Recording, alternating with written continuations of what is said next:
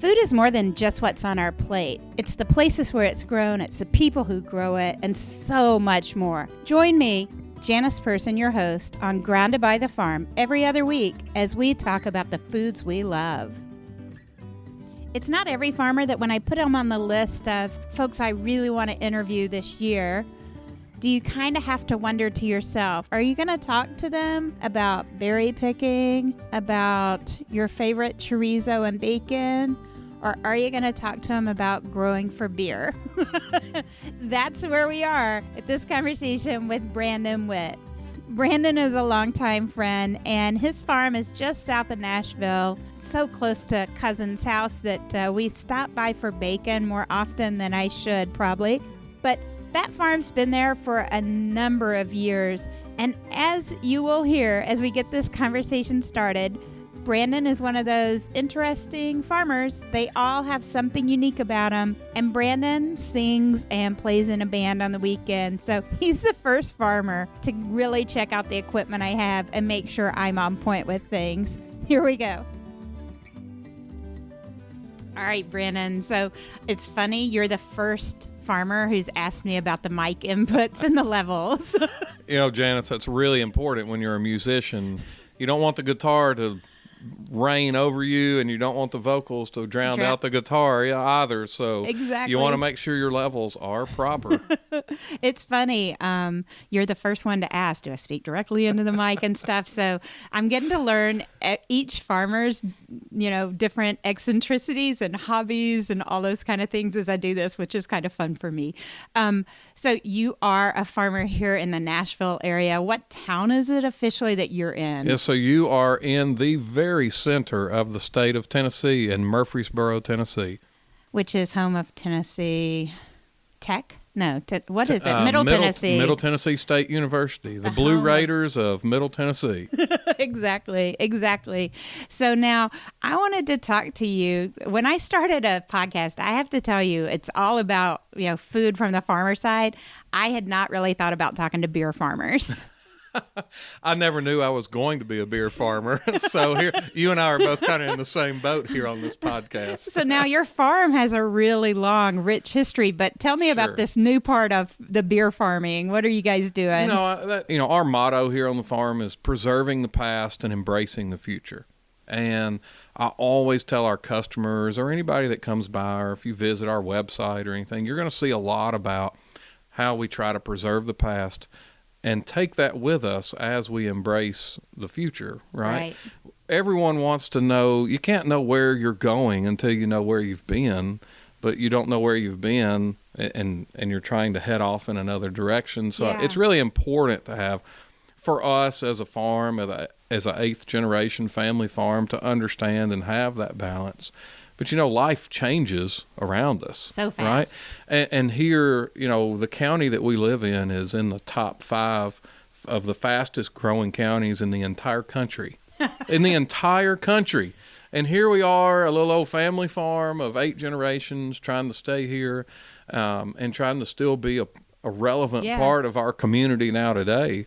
And so we've kind of diverged into several different things, and the craft beverage industry has been one that we've really kind of latched onto here to create and develop some new products that hopefully help them establish themselves as, have some uniqueness to them when people come to visit Middle Tennessee and the Nashville area. So how long have you been growing wheat? Because wheat and barley are the two things that you're really supplying to the craft. Yeah, we're doing a lot of small grain work, primarily. Our big focus is on malt quality barley. That's something that hasn't typically been grown here in this region.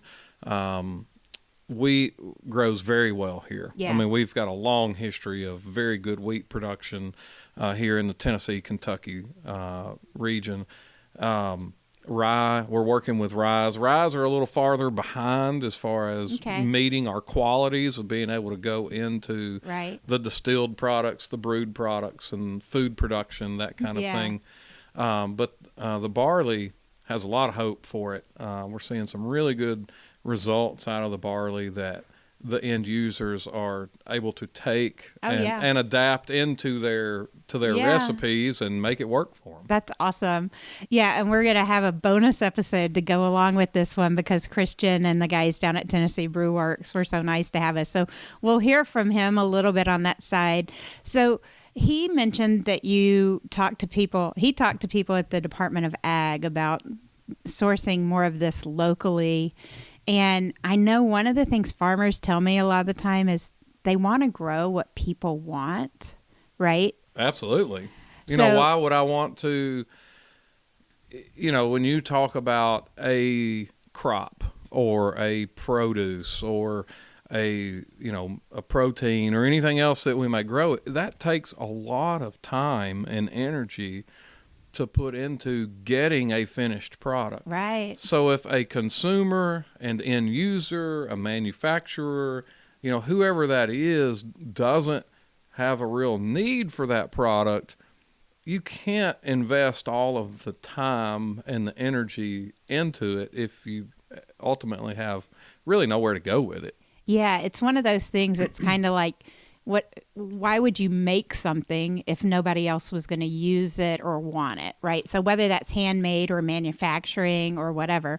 But from a farmer side, if you're growing wheat and you don't have any place to sell it to, then it's just going to sit in a bin and over time lose quality and lose value, and you as a farm aren't going to do so great. No, you're not going to do so great, and you're going to have a bin full of whatever crop that is, taking up important space that you need for another crop that is of cell quality, that has a market to be able to go to it. So you've had wheat for a number of years on your family's operation. Yeah, we've raised wheat here Decades. all of my life. I'm 40 years old, and there's been wheat grown here, on the farm for decades. Yeah. And that has really advanced as technology has improved. Our production of that wheat, our knowledge of how to grow that wheat has really grown with it and be able to provide us a better quality product. The farm was, at one point in time, was originally a dairy farm. It was a very, multi-purpose farm, and we raised cotton. We had a cotton gin sitting right out here next to the pond, in front of the cabin here. Had a dairy farm. It raised all kinds of products over its 200 and some odd year span at this point.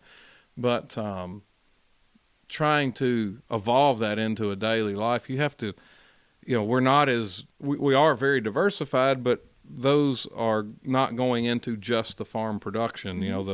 The barley, the wheat, those small grains used to go into the dairy. So they were looked at as more of a forage crop. Right. So that crop was grown for the specific purpose of feeding the dairy cows or the hogs or whatever else that we had on the farm.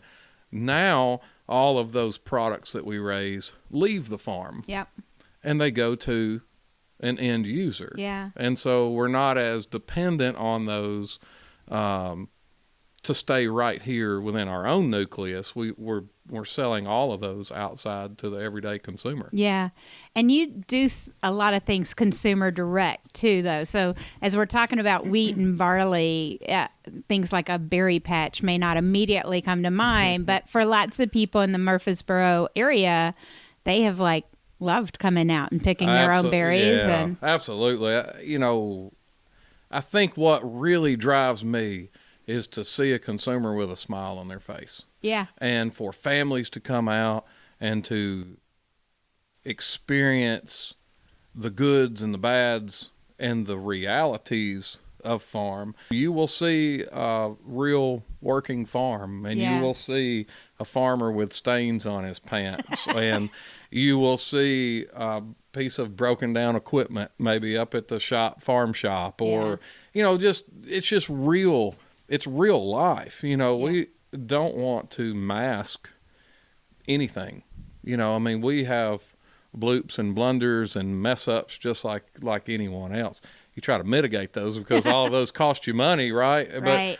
But when we have folks here, we want real. My house occasionally has weeds growing up between the driveway, or shoes where they shouldn't be or something. Mm-hmm. So I think it makes sense that farms might be like that. But I think it tells a better picture of, we're real people and we're real farm. But it is pretty picturesque too. I mean, you've got log cabins, you've got I don't know how many times I've seen on Pinterest the grain silo made into a gazebo thing. Absolutely. You know, I mean, so you are pretty picturesque and stuff as well. You are, but a lot of that is, John L., my father-in-law, likes to talk about how we repurpose everything. Yeah. A farmer is the first conservationist that was out there because you really can't afford to just, buy something, use it, and throw it away. You have fewer resources, to be honest. I mean, we're not just, you come out and you see the land and you think, man, these, in a way you pull in and go, wow, these people are rich. They got a lot of stuff. Mm-hmm. No, we're not. Well, for some of us, having a house on an acre of land is a nice, huge goal for a household. So, so you drive up and you see acres of strawberries and stuff like that. To us, it does feel like a lot of money. And absolutely. Reality is it's serving a big purpose, right? So sure. it's and not, it's a continual, it's a turnover. Yeah. Think of it like a snowball. It's an investment. It's a constant investment. And at any point you could stop that, but you're going to have things that you're going to have to pay. And then at the end of the day, you hope that you get back to like a zero. So we're getting a little bit into this conversation about risk that I had earlier with Christian. And part of it for me is when they started talking to you about the idea of doing barley. So how many years? That's been like 5 years? So they've been using our malted barley for about 3 years now. 3 years, okay. They've been using just our wheat.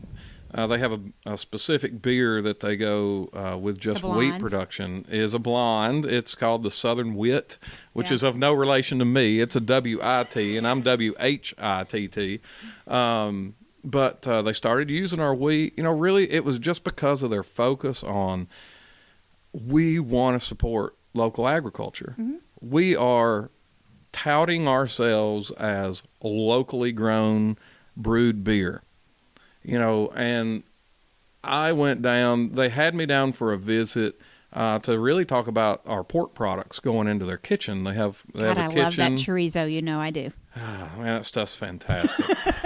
Thank you. Yeah, some queso dip and some chorizo. I mean, chips would probably not resonate very well off of this microphone, but to us it sounds fantastic right now. So we were talking about it, and they were giving me a tour around the brewery, and I look down this wall and I go, hey, where are you getting all this grain from? I go, oh, well, we just buy it from, it comes from Canada or, wherever, this the big malt manufacturers. Like, any of it grown here? It's like, no, we don't get any of it from here. Well, why not? And so I'm literally staring at him going, why not? He goes, there's not a local supplier. And I said, and he sees my deer in the headlight look go off, and he goes, what are you thinking? I said, I'm thinking I'm going to change that.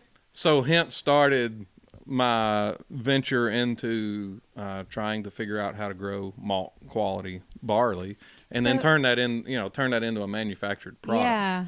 And I don't know, maybe we need to describe, I was going to say, let's talk about what this barley is and what it looks like and stuff, because a lot of people haven't necessarily seen that in the field. I think more people would be familiar with wheat, whether they've seen it in person or photographs, but barley is not as well photographed. Not as well photographed, primarily because the two growing in a field together, up until it gets to, until that seed head emerges out of the grass stem itself, looks almost identical to, it's going to look like a green field, just a grass field. I've had friends that have taken their children and got them seeded and everything in a beautiful field of what they thought was grass, and later the farmers came and said, that's my wheat, please get your children off of the wheat. Wheat is a beautiful grass, and so is barley. And so when that seed head emerges, you're going to have a stem that comes up, and what we grow is called a 2-row barley. And that's very significant. I'm going to need pictures of this for the website. We will definitely get you pictures for it. So think of, just hold your finger up. So everybody listening out there to the podcast. He's gesturing. It's really very interesting. It is not my middle finger. It is my index finger.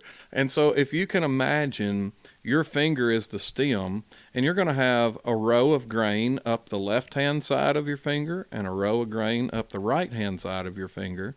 And that is how we differentiate that is two-row barley.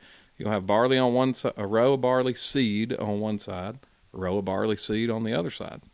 And so that is the difference. There is also a 6-row barley. That would be barley seeds on 6 sides of that stem. Like hexagon kind of thing. Yeah.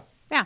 Okay. Yeah. So very simple in nature. It's just hard to, we don't see that a lot. Yeah. The reason we're growing the 2-row barley is because you get into some of the scientifics of how that correlates into good beer production.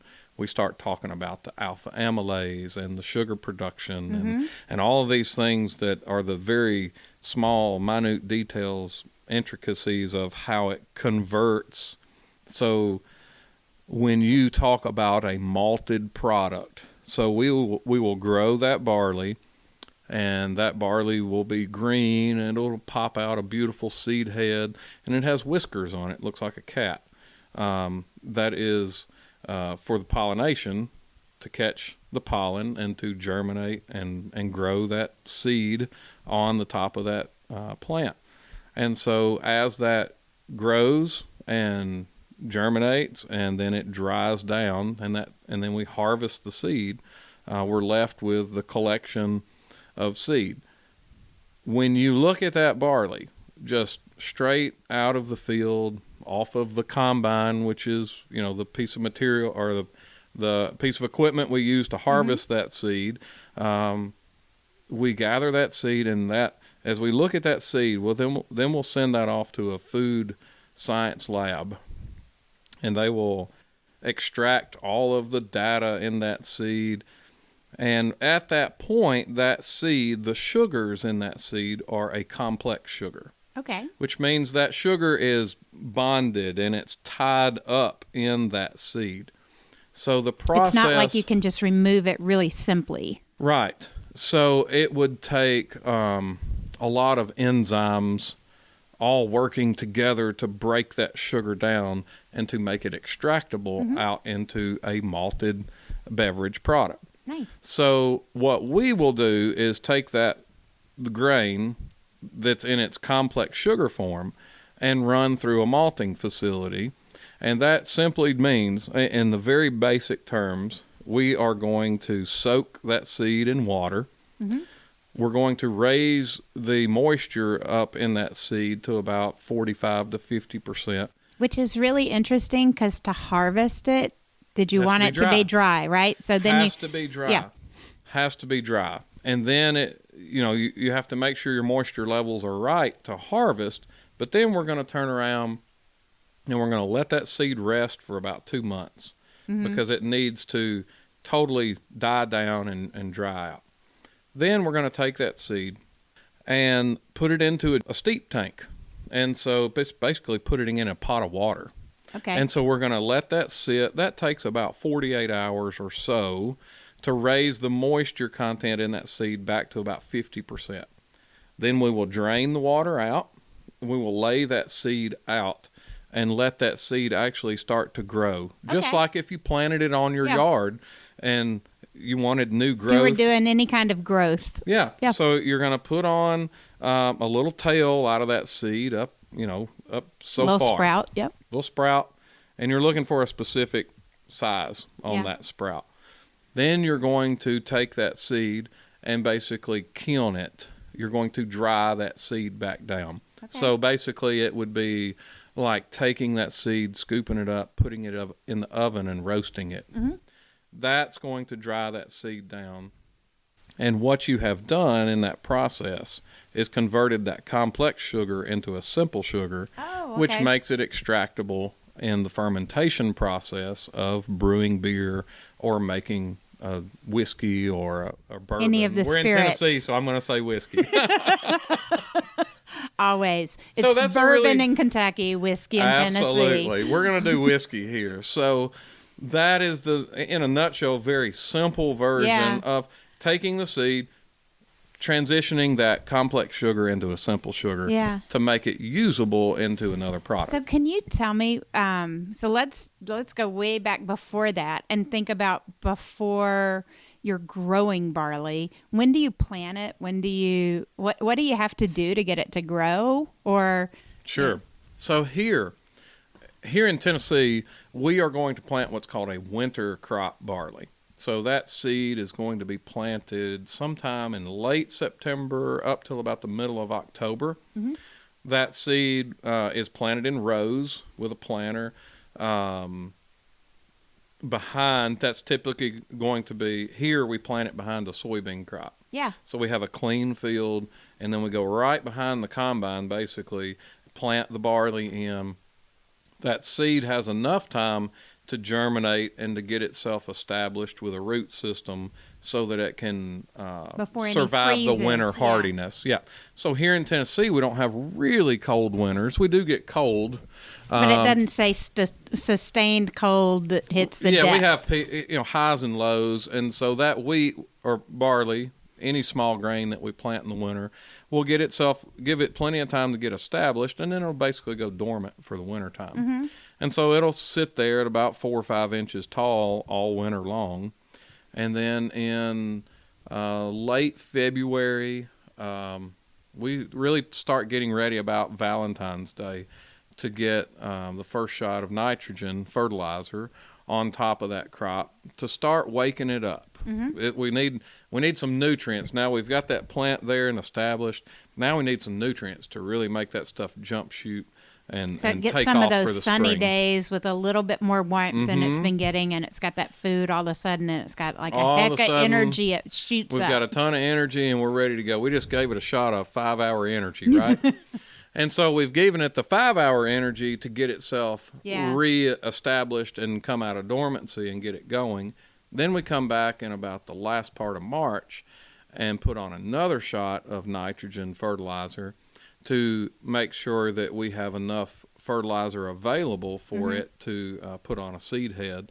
Right. We're looking for a very specific type of size seed head. Yeah. We want a big, plump seed, because when we malt that product, we're going to dry it all the way back down to about a 4% moisture. So think of a raisin. I'm going to use the analogy of a grape and a raisin. When we harvest that seed at 13-14% moisture, we're looking at a grape, right? Mm-hmm.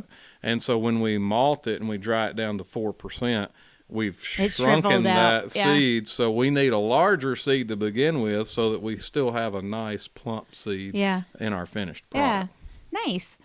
That's a good explanation. Yeah. And I think for a lot of people, we don't necessarily correlate all of what you were just saying into our daily lives, but for a lot of us that live in an area where we have a lawn or we go to the park or something, sometimes you'll see grasses that are heading out, and it's the same process, right, with barley and wheat and stuff. Otherwise, it just looks like grass, but then this one more straight kind of, usually rounded instead of a blade, comes shooting up from the middle of it, and it starts putting on all those nice little seeds that we put. We see it in our yard when we have weeds that we don't like, kind of grasses that we don't want, like Johnson grass that's gone crazy. Yep. But I do think it's really interesting that, from barley, what you're trying to do is get that kind of to grow all at the same time, because unlike my yard, I'm going to come in and cut it, and I don't really want to harvest those seeds anyway. With barley, what you want to be able to do is come in all at once and have everything be usable as well as you can, right? Right. Absolutely. Yeah, I mean, you get it.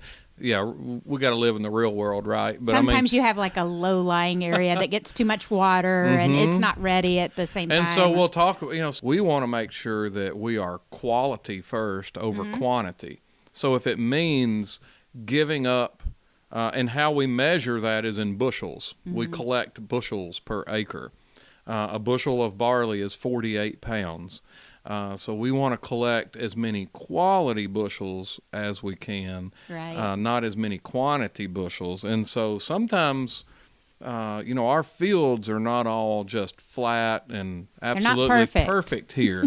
We do have very good growing conditions, very good soils to grow it in, but the way some of our fields lie doesn't make itself readily available to always harvest.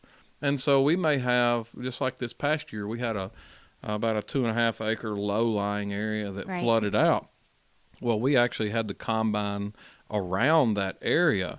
Because of that low-lying area, it still produced a seed head, but because it had so much water, the moisture was higher, and it also had some fungus growing on that seed because it had so much water to sit in. So it's constantly watching and observing each individual field and every acre to make sure we're not contaminating.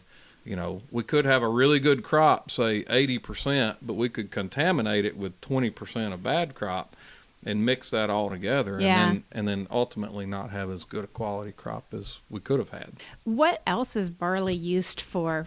Are you selling it for anything else, or is this primarily what you're doing? Primarily what we've been growing barley for is you see barley a lot into beer production. It is the number one ingredient to make any beer. You have to have malted barley.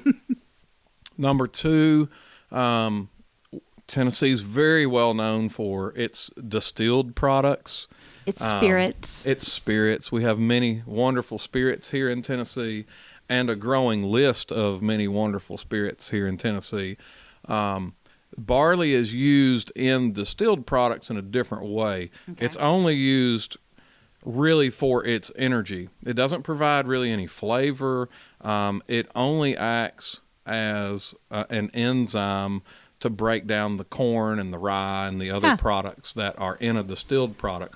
So it only serves as a function, not a flavor profile. Yeah. Whereas barley in beer provides a flavor profile. It's very important. You can't have the beer without the barley.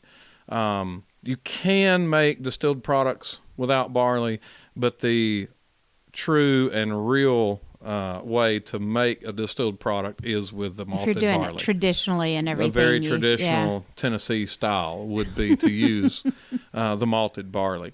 One of the really cool untapped markets that we've been looking at is going into the food production. Yeah.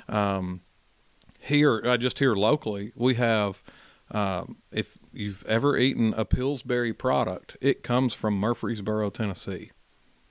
Wow. Like all Pillsbury products? All Pillsbury products come from Murfreesboro, Tennessee. Now, that is all brought in, it's raw products are brought in. Yeah. But you look at your toaster strudels. Kids love toaster strudels. It has malted wheat flour, malted barley flour, and that's used because it's a malted wheat flour is like a glue that holds that pastry together. Yeah. And so that raw product is used in enormous volumes to make all kinds of pastry products. And so that's something that we've been working with the Department of Agriculture on a lot is making sure that we're tapping into all of our potential industry uses to have it grown here, to add value to other farmers. Yeah. It's no secret that, dairy farms are unfortunately going by the wayside all over the country. Yeah.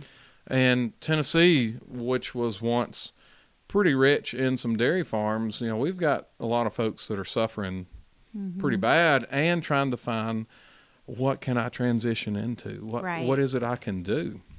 And so as I've told, these ag stories to folks like Christian at Tennessee Brew Works, they're like, man, what can we do to help? Yeah. Well, you can buy our product. Make sure you're buying Tennessee product, and that, the big picture of that isn't that what we are all supposed to do, is to help our fellow neighbor? We as farmers, I like doing business with my neighbors, right? Like, sure. It feels good to know like some of the background and stuff, but I still love avocados, and we're not going to grow those locally. Unfortunately, I have not figured out how to grow avocados here. So I will continue to buy California. I think we're going back to that chorizo at this point. It is. But I think for a lot of us, this conversation about local gets pretty complex because we do love local, but we also like some of the things that we can't have locally, right? Sure. And I remember as a kid going to the grocery store.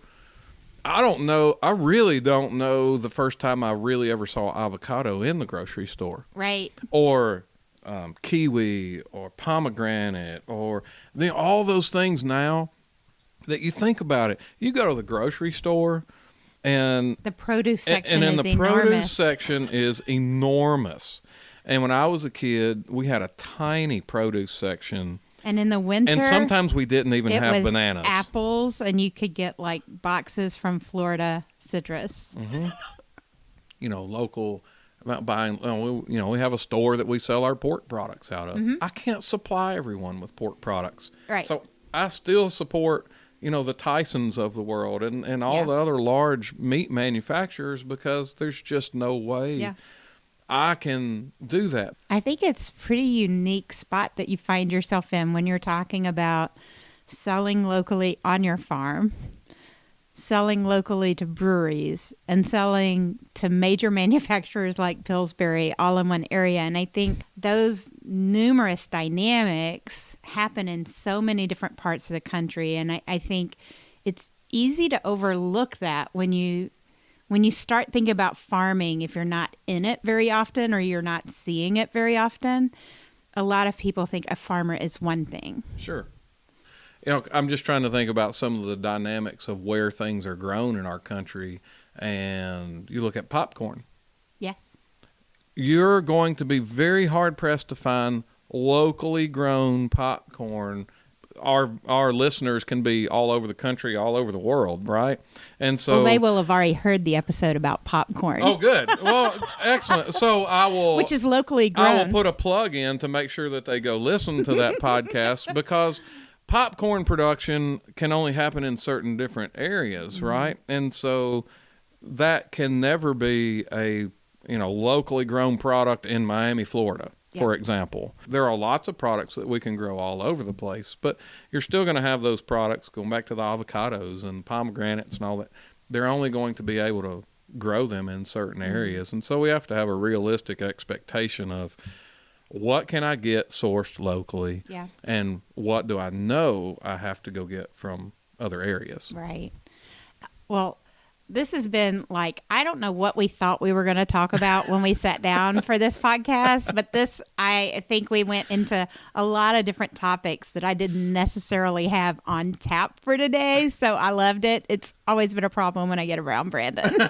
I want to tell people how to find you because you guys have a Facebook page that's pretty active. Yeah, so we if do. Folks are coming to this area, you guys share if you've got berries that people can come out and pick, or yes, we have seasonal thing. It's not always just crazy busy on the farm or whatever, but we have our retail store that's open 2 days a week every week. So folks, if you're coming in and through Nashville and Murfreesboro, Tennessee, you can visit us online at Batey Farms. Yep, BATEYFARMS.com, or find us on Instagram or Facebook. If you find yourself here in the middle of summer, look us up. We grow sunflowers. We grow huge fields of sunflowers. Beautiful photo opportunities. So we're working on bagging up some bird seed now out of those sunflowers. So there's a lot of cool things that we try to create and provide experiences for people to enjoy farm life. All right. Well, I'm going to look forward to getting some of those pictures of barley that you promised. I'm going to hold you to it. And we'll put that stuff up on the website, groundedbythefarm.com, so they don't have to just imagine your photo as your little finger. So, all right, everybody, we'll talk to you on the next episode. Have a great day.